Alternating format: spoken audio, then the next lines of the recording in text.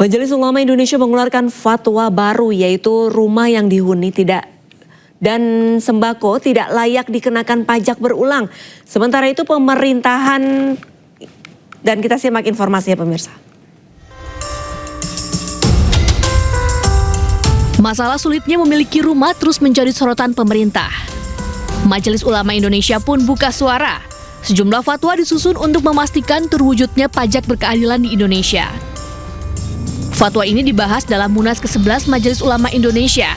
Salah satu fatwa yang diputuskan adalah bumi dan bangunan yang dihuni tak layak kena pajak berulang. Tak hanya itu, bahan kebutuhan pokok seperti sembako juga tak boleh kena pajak. Barang konsumtif yang merupakan kebutuhan primer, khususnya sembako, itu juga tidak boleh dibebani pajak. Kemudian bumi dan bangunan yang dihuni dalam pengertian dia non-komersial tidak boleh dikenakan pajak berulang. Karena pada hakikatnya dia tidak berkembang. Sementara itu, pemerintahan Presiden Prabowo sebenarnya telah membebaskan bea perolehan hak atas tanah dan bangunan bagi masyarakat berpenghasilan rendah. Izin persetujuan bangunan yang sebelumnya dikenal dengan IMB juga digratiskan bagi warga tak mampu. Jalankan kebijakan yang pro rakyat, yaitu membuat MBR, rakyat yang MBR itu masyarakat berpenghasilan rendah, itu supaya BPHTB, biaya perolehan tanah bangunannya, yang tadinya bayar jadi gratis. Kemudian juga PBG-nya, persetujuan bangunan gedung, dulu namanya IMB, sekarang namanya PBG, itu juga sudah gratis, itu berjalan dan dimonitor, dibantu oleh Bapak Mendagri. Pemerintah juga memiliki program rumah subsidi yang bisa dinikmati warga berpenghasilan UMR. Harganya pun dibuat terjangkau.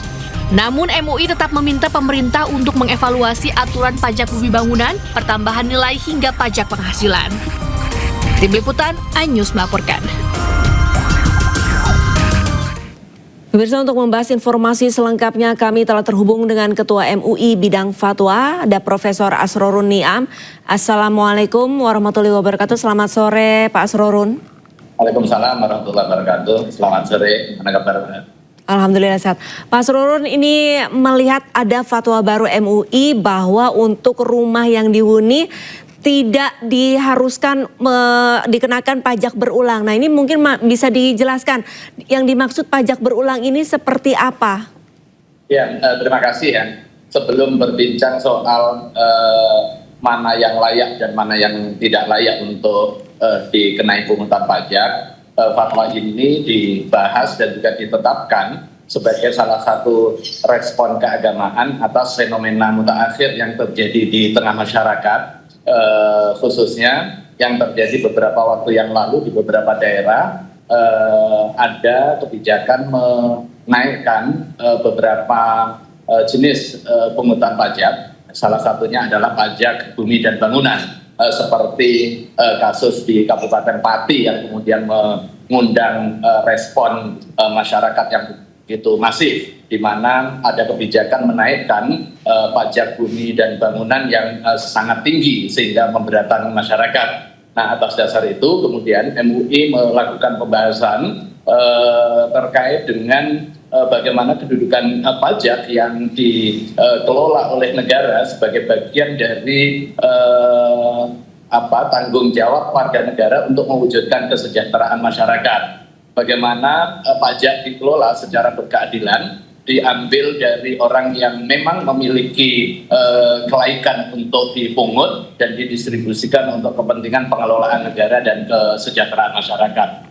Dari hasil pembahasan, yang pertama prinsipnya hubungan antara negara dan juga rakyat harus dibangun atas dasar kesadaran dan juga tanggung jawab bersama untuk mewujudkan pengelolaan negara yang baik guna kesejahteraan masyarakat. Nah, sumbernya diperoleh dari mana untuk kepentingan pengelolaan negara? Sumber yang pertama adalah dari kekayaan negara. Kekayaan negara yang ada, baik di bumi maupun di bawah bumi, itu didayagunakan untuk kepentingan pengelolaan negara dan mewujudkan kesejahteraan masyarakat.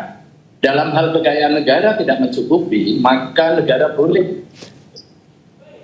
boleh mengambil pajak atas dasar hubungan timbal balik tadi, tetapi dengan syarat-syarat.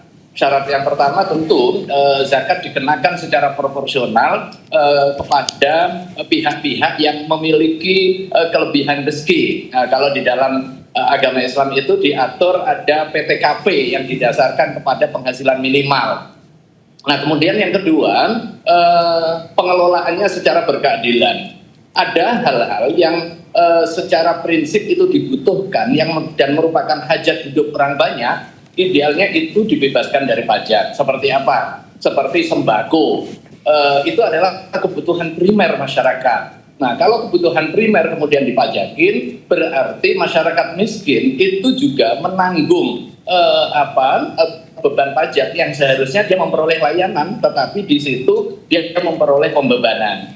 Nah, kemudian yang kedua adalah kekayaan yang tidak punya potensi produktivitas dan merupakan kebutuhan primer ya, bukan kebutuhan tersier atau sekunder. Seperti apa? Rumah yang dihuni, secara faktual rumah yang dihuni itu dia tidak untuk kepentingan produktif. Berbeda halnya rumah kedua kemudian disewakan, itu bukan kebutuhan primer. Tetapi kalau kebutuhan primer dia tidak punya potensi untuk produktif, dia bisa dikenakan pajak tetapi hanya sekali aja atau single tax. Pada saat ganti tahun tentu tidak logis ketika itu kemudian dipajakin padahal dia hidup di tanahnya kemudian berada di wilayah Negara Kesatuan Republik Indonesia. Saya kira itu latar belakangnya ya Mbak. Komitmen untuk mengenakan pajak pada yang punya kewajiban dan didistribusikan untuk orang yang berhak dan untuk kepentingan membangun negara. Bukan memungut secara keseluruhan, pukul rata, apalagi kemudian berulang, sehingga akibatnya nanti ada orang yang bisa terusir dari rumahnya karena dia tidak mampu membayar pajak yang dibebankan. Baik, lantas Pak Asrorun, kalau misalkan memang fatwa dari MUI ini dipenuhi oleh negara, lantas negara mengambil pajak dari masyarakat yang notabene adalah masyarakat yang kelas menengah ke atas begitu untuk tempat tinggal ini dari mana Pak Asrorun? Maksudnya gimana dari mananya itu? Karena kalau misalkan memang negara mematuhi ataupun menuruti fatwa dari MUI bahwa nantinya pajak dari rumah huni ini ditiadakan ataupun tidak berulang diambil begitu. Lantas dari negara sendiri untuk mengambil pemasukan negara ini dari mana? Terima kasih. Ada diversifikasi sumber-sumber pendapatan negara, termasuk di dalamnya adalah penetapan pungutan pajak.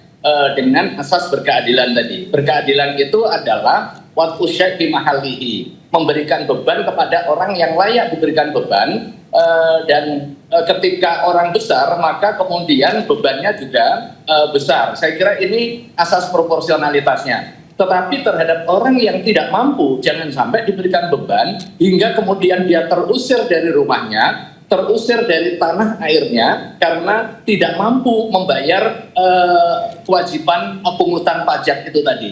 Disinilah esensi pajak berkeadilan yang disampaikan oleh Musyawarah Nasional MUI yang ke-11 melalui fatwa-fatwanya ini. Nah, soal bagaimana berikutnya, mohon maaf, MUI sudah berkoordinasi dengan teman-teman di Ditjen Pajak untuk memastikan perbaikan tata kelola sekaligus juga perbaikan regulasi guna menjamin regulasi perpajakan ini berdasarkan prinsip keadilan hakiki. Seperti contoh yang saya sampaikan tadi, berkomunikasi dengan teman-teman di Ditjen Pajak soal pengenaan pajak sembako misalnya ya. Beras ketika orang belanja di toko atau supermarket, faktanya pajak itu dikenakan kemudian yang menjadi beban terakhirnya adalah end user.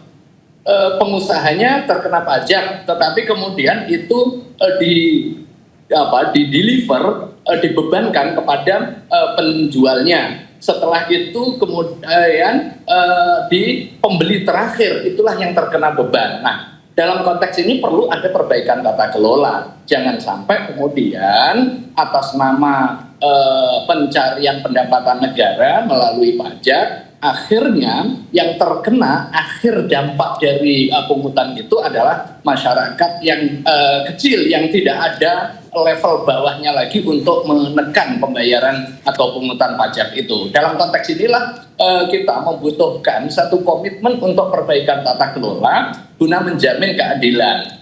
Kalau yang gede memang juga harus mengiur secara lebih besar. Ini bagian dari tanggung jawab terhadap hak terhadap akses kekayaan dan juga ekonomi.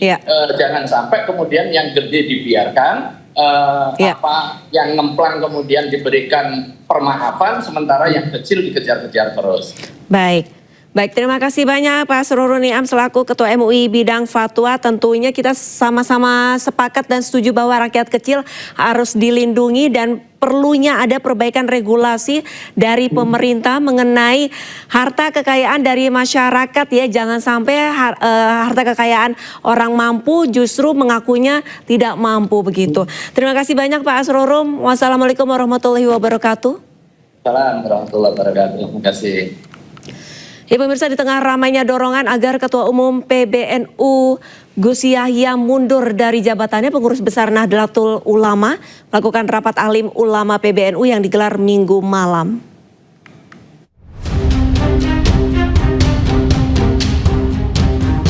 Di tengah ramainya dorongan agar Ketua Umum PBNU Gus Yahya mundur dari jabatannya, Pengurus Besar Nahdlatul Ulama melakukan rapat alim ulama PBNU yang digelar di kantor PBNU Jakarta Minggu malam. Dalam rapat ditegaskan tidak ada pemakzulan ataupun pengunduran diri dari Yahya Cholil Stakuf. Rapat yang dihadiri petinggi NU baik secara langsung maupun daring mendapatkan satu keputusan. Yahya Cholil Stakuf atau Gus Yahya tetap menjadi Ketua Umum PBNU. Rapat ini dihadiri 37 dari 53 orang pengurus harian Syuriah. Sementara pergantian Ketua Nahdlatul Ulama hanya bisa dilakukan lewat Muktamar NU. Sepakat kepengurusan PBNU harus selesai sampai 1 periode, yang utamanya kurang lebih 1 tahun lagi. Semuanya, tidak ada pemakzulan, tidak ada pengunduran diri, semua sepakat begitu, semua gembleng 100%. Ini yang kedua. Yang ketiga, kita ingin semuanya melakukan tafakur demi kebaikan bersama, kebaikan masyarakat, kebaikan warga NU dan Indonesia. Bersama-sama bertafakur, bermujahadah, selalu memohon pertolongan demi kebaikan semuanya di antara kita semua. Sementara itu Gus Yahya menekankan informasi yang beredar adalah fitnah. Unsur politis apa, dengan analisis seperti apa, ini semuanya nggak jelas. Dalam setiap dinamika yang melibatkan pro kontra seperti ini, orang selalu menyebut-nyebut unsur politis. Tapi ini politiknya siapa, untuk siapa, hari ini kita belum bisa melihat apa-apa. Yang ada sebetulnya adalah terutama perbedaan pendapat, perbedaan persepsi, dan informasi-informasi yang belum diklarifikasi dengan tuntas. Informasi yang belum diklarifikasi dengan tuntas itu jadinya fitnah. Maka harus diklarifikasi sampai tuntas supaya tidak ada lagi fitnah. Karena fitnah itu perbuatan tidak adil yang dampak terhadap korbannya itu akan terlalu berat. Sebelumnya beredar hasil risalah rapat harian Syuriah PBNU. Isinya meminta agar Ketua Umum PBNU Yahya Cholil Stakuf mengundurkan diri dari kursi Ketua Umum. Dari Jakarta, tim Liputan iNews melaporkan. Pemirsa, Sekjen PBNU Saifullah Yusuf merespon kabar beredarnya hasil risalah rapat harian Syuriah yang berisikan permintaan agar Ketua Umum Yahya Cholil Stakuf atau Gus Yahya mengundurkan diri.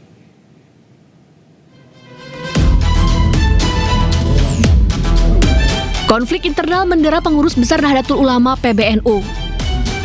Yahya Cholil Stakuf atau Gus Yahya diminta untuk mundur dari jabatan sebagai Ketua Umum PBNU.